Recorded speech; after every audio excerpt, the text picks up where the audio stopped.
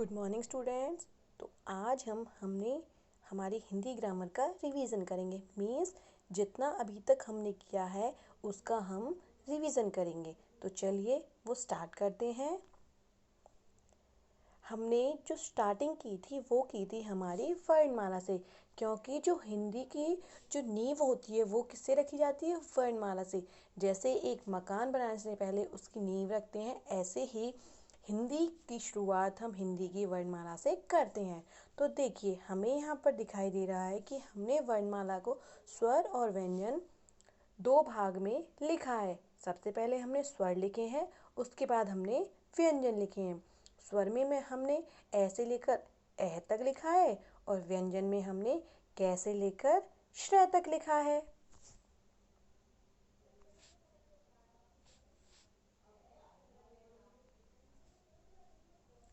इस तरीके से हमें दिखाई दे रहा है कि हमने स्वर को भी लिखा है और हमने हमारे व्यंजन को भी लिखा है, जो हम अभी तक पढ़ते आ रहे थे।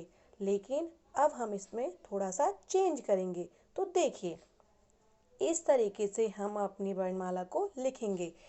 अभी तक तो हमने हमारी वर्णमाला को स्वर और व्यंजन में ही लिखा था, लेकिन अब हम हमारी वर्णमाला को 4 भाग में लिखेंगे। तो देखिए हम वो देख सकते हैं किस तरीके से। सबसे पहले तो हम लिखेंगे स्वर, उसके बाद लिखेंगे हम अयोगवाह, उसके बाद लिखेंगे हम व्यंजन, उसके बाद लिखेंगे हम संयुक्त व्यंजन। तो डियर स्टूडेंट्स, आप देख सकते हैं हमें हमारी वर्णमाला को 4 पार्ट्स में डिवाइड करके ही लिखना है। स्वर, अयोगवाह, व्यंजन और संयुक्त व्यंजन। देखिए तो हम इसको किस तरीके से डिवाइड करके लिखते हैं। कुछ इस तरीके से हमें हमारी वर्णमाला को डिवाइड करके लिखना है। तो हम वर्णमाला की हेडिंग डालेंगे, उसके बाद लिखेंगे स्वर। तो स्टूडेंट्स, अभी तक हमने स्वर में ऐसे लेकर एह तक लिखा था, लेकिन अभी मैंने आपको बताया कि हमें हमारी वर्णमाला को 4 पार्ट्स में डिवाइड करना है। तो उसके लिए हमने स्वर में ऐसे लेकर औ तक लिखे हैं, जो हमारे स्वर होते हैं 11। ए आ ई ऊ शी ए ऐ ओ औ। हमें इनका उच्चारण भी सही से ही करना है। तो स्टूडेंट्स देखिए हमारे स्वर हो गए 11, और जब हम स्वर को बोलते हैं तो हमें स्वर को बोलने में किसी भी वर्ण की सहायता नहीं लेनी पड़ती। उसके बाद हमारा आता है अयोगवाह। तो अयोगवाह में लिखते हैं हम अंग और अह। तो हमारे स्टूडेंट्स अयोगवाह को ना तो हम स्वर बोलते हैं और ना ही हम इसको व्यंजन बोलते हैं। और हमारे जो अयोगवाह होते हैं वो हमारे दो होते हैं, अंग और अह। उसके बाद आते हैं हमारे व्यंजन। तो देखिए स्टूडेंट्स, हमने हमारे व्यंजन लिखे हैं।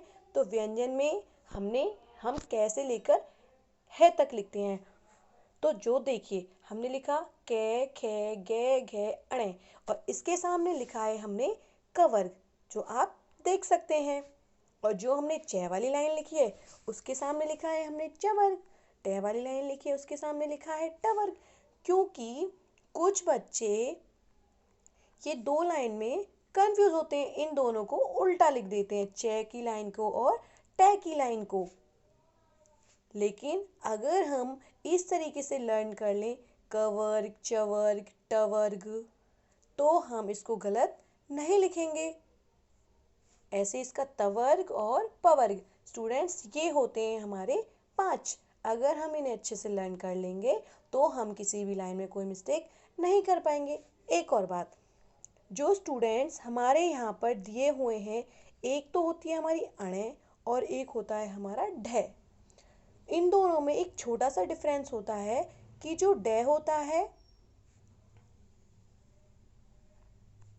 है और जो अणे होता है, इनमें सिर्फ एक ही डिफरेंस है। जो हमारा ड है उसमें तो नीचे डॉट आएगा और जो हमारा अणे है उसके सामने डॉट आएगा।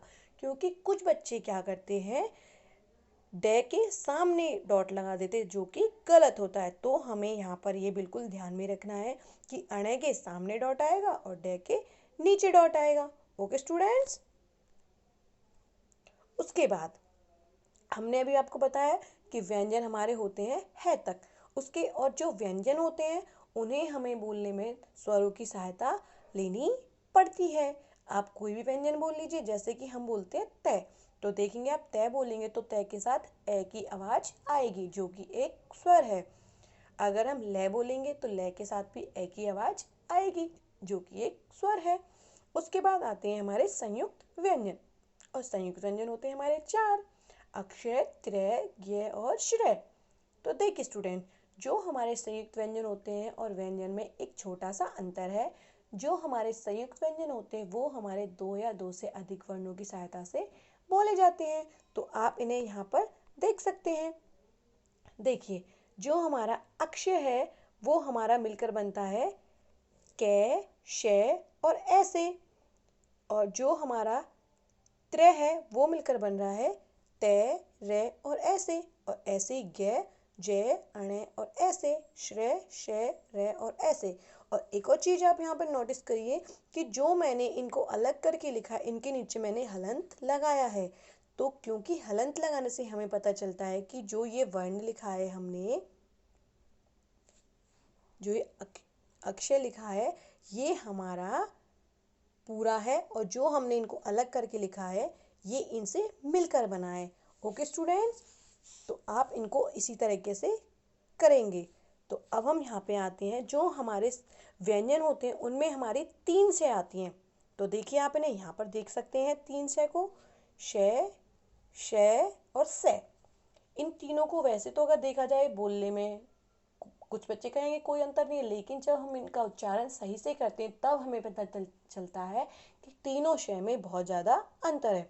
तो देखिए, जो हमारी 21 वाली शय होती है वो हमारी तालु से बोलती है शय, और ये होती है हमारी शय, ये हमारी मूर्धा से बोलती है। उसके बाद होती है हमारी से, ये हमारी दंत से बोलती है। तो आपको यहाँ पर इन तीनों शय का उच्चारण भी अच्छे से करना है, और आपको पता चल गया है कि हमारे स्वर, हमारे अयोगवा, हमारे व्यंजन और हमारे संयुक्त व्यंजन में क्या क्या अंतर है, और हमारे संयुक्त व्यंजन किस तरीके से मिलकर बनते हैं। उसके बाद हम करते हैं मात्राएं। तो डियर स्टूडेंट्स, देखिए हमने यहाँ पर हमारी मात्राएं लिख दी हैं। तो जो हमारी मात्राएं होती हैं वो ए की तो नहीं होती, और जो आ की होती है वो हमारा एक डंडा होता है। ई की मात्रा आगे से लगती है और ई की मात्रा पीछे से लगती है। ऊ की मात्रा बादल में, और ऊ की मात्रा जमीन में आती है। ऋषि की मात्रा नीचे होती है, और ए की मात्रा एक होती है और ऐ की मात्रा दो होती है, और ओ की मात्रा एक होती है, औ की मात्रा दो होती है, अंक की मात्रा एक बिंदी होती है और अह की मात्रा दो बिंदियां होती हैं। यहाँ पर ए और ओ, इन दोनों में सिर्फ एक अंतर है कि जो ओ की मात्रा है वो डंडे के साथ लगाई जाती है। यहाँ पर मैंने कुछ शब्द भी लिखे हैं जिनमें हमें पता चलेगा कि जो हमारी मात्राएं होती हैं, कि कुछ मात्राएं तो हमारी समय अधिक लेकर बोलती हैं, उनका उच्चारण किया जाता है खींचकर, और जो कुछ मात्राएं होती हैं हमारी वो हमारी जल्दी से भूल जाती हैं। ओके स्टूडेंट, ये अंतर हम थोड़ी देर बाद में करेंगे। उसके बाद करेंगे हम हमारी 12 खड़ी। तो हमने यहाँ पर हमारे सभी व्यंजन की 12 खड़ी लिखी हैं। इनको लिखने का सिर्फ एक ही मकसद होता है कि जो हमारा उच्चारण है वो हमारा सही तरीके से हो, कि जो हमारी मात्रा आगे से जा रही है वो किस तरीके से बोल रही है, जो हमारी मात्रा पीछे से जा रही है वो किस तरीके से बोल रही है, क्या उनमें समय अधिक लग रहा है, क्या उनमें समय अधिक नहीं लग रहा है। ओके स्टूडेंट्स, तो आप इन सभी 12 खड़ी की मात्राओं का सही से उच्चारण करेंगे। और सेकंड, जो आपका अंकी बिंदी होती है उसका प्रयोग हम आदि में और आदि नय के लिए करते हैं। तो आप यहाँ पर देख सकते हैं कि हमने अंबाला को 2 तरीके से लिखा है, उसी तरह संदेश को भी हमने 2 तरीके से लिखा है। या तो आप अंकी बिंदी लगाएं या फिर आप आदि में लगाएं। ओके स्टूडेंट, फिर हमने अपनी इन मात्राओं के कुछ शब्द लिखे हैं। इन शब्दों को लिखने का सिर्फ एक ही मतलब है कि हमें हमारा उच्चारण वो है सही तरीके से करना है। और यहाँ पर देखिए मैंने वे और वे दोनों को लिखा है। इसमें सिर्फ आपने दोनों में अंतर करना है, जो वे है और बे है वो किस तरीके से बोले जाते हैं। यहाँ पर हमने अपनी सभी मात्राओं के शब्द लिखे हैं, आपने भी अपने सभी मात्राओं के शब्द लिखने हैं। तो देखिए मैं आपको बता रही थी कि कुछ मात्राएं तो हमारी खींचकर बोली जाती है उनमें समय अधिक लगता है। तो वो मात्राएं होती है हमारी ये 4 मात्राएं, ओ की मात्रा, ए और ऊ और ई की मात्रा। जो ये 4 मात्राएं होती हैं ये हमारी खींचकर बोली जाती हैं और इनमें हमारा समय अधिक लगता है। ओके स्टूडेंट, तो देखिए अब हम यहाँ पर अपने उन शब्दों का प्रयोग करते हैं। तो देखिए ये हमने आगे से मात्रा लगाई है तो ये बना चिर, खिर और मिल। जल्दी भी बोल रहा है, समय भी अधिक नहीं लग रहा। अब ये हमारी मात्रा पीछे से जा रही है तो देखिए ये उन 4 मात्राओं में शामिल है, चीर, खीर और मील। तो ऐसे ही जो हमारी बादल में जा रही है, पुल, फुल और कुल। अब हमारी धरती में आ रही है उसको देखिए कैसे उच्चारण होता है, पूल, फूल, मूल। उसके बाद ए, चेन, रेल, औरत, और। ये हो गई हमारी ओ की मात्रा। तो देखा स्टूडेंट्स आपने, जो हमारी 4 मात्राएं होती हैं, ये 4 मात्राएं, इनका उच्चारण जब हम करते हैं तो वो थोड़ा खींचकर बोली जाती है ये मात्रा, और इन मात्राओं में हमारा समय अधिक लगता है। तो डियर स्टूडेंट, आपको इसी तरीके से अपनी वर्णमाला के साथ सभी मात्राओं के शब्द भी लिखने हैं और उनका उच्चारण भी ठीक से करना है। Okay students.